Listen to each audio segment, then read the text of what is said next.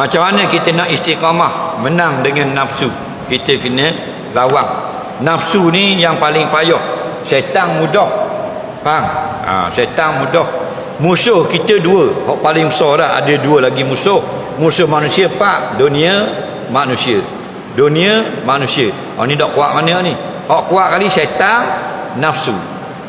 Syaitan dengan nafsu hak paling power, nafsu. Syaitan tina, nafsu datang. Syaitan tak kuat mana? Nafsu power. Power pada Power Ranger. Faham? Kenapa? Syaitan kalau kita sebut nama Allah dia lari. Nafsu sebut nama Allah lari tak? Tak lari kita dah. Lari mana? Faham? Nabi kata iza azanal muazzinu fa adbara syaitan. Summa aqbalat wa iza uqimat adbara. Apabila dilaungkan azan Allahu akbar, Allahu akbar, lari syaitan. Summa habis azan, kemudian aqbalat, datang balik. Mari mula. Wa iza uqimat, dan bila diqamat Allahu akbar, Allahu akbar, lari pula. Kemudian mari balik. Faham? Nafsu dah lari. Faham? Nafsu kita jahat, kita dah. Jadi yang paling jahat bukan syaitan, kita boleh jahat kali. Syaitan tukang konyoh, tukang fiu, tukang sapu, tukang kipas. Faham? Pala haliang kita tu nafsu. Faham?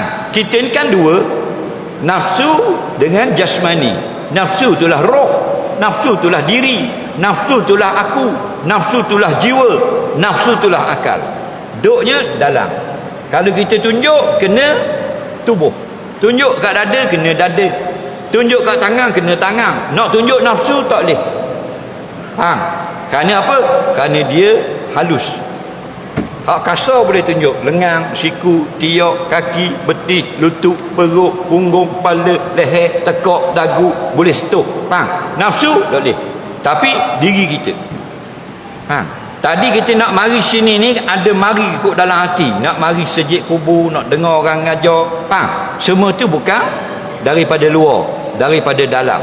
Dalam tu orang panggil nafsu. Faham? Nafsu tu bahasa Arab. Bahasa kita roh. Diri kita ni. Faham lagi?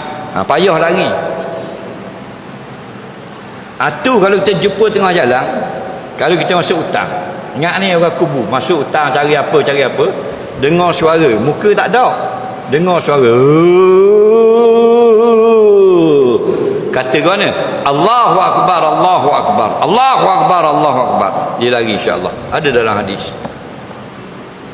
Muka tak nampak, suara. Faham lagi? Kita jalan lautan, dia duduk di pokok, buat gitu. Faham?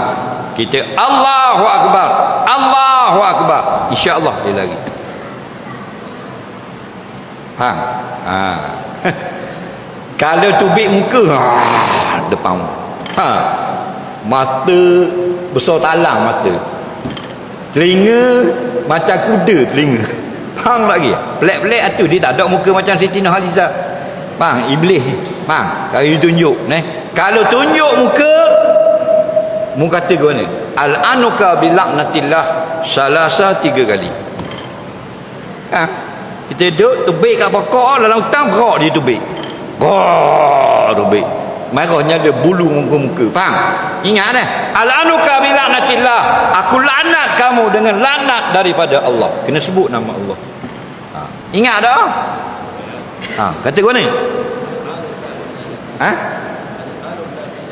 Al-anuka bilaknatillah, kena ingat.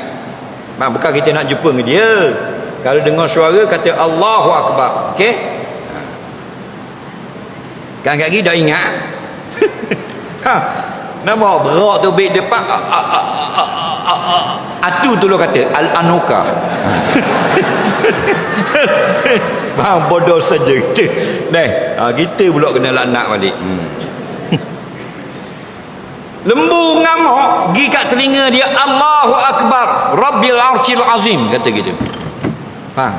Lembu ngamuk, pegang kat telinga dia tu, kata, nampak? Allahu akbar, Rabbil arsyil azim. Allah yang maha besar, Tuhan yang memiliki arah yang sangat besar. Nampak? Itu cara dia. baru dia dengar nama Allah, dia takut. Dia yang tak takut Allah bukan lembu, kita manusia. Tak takut Tuhan. Siap bawa alat ngai dalam tong masjid. Bahang piti terima masjid. Ngai dengan tali, ngai dengan benang, bubuh gang macam-macam. Tu jahat pada syaitan ni. Syaitan takut sebut Allah. Dia siap mari curi masjid. Kenapa?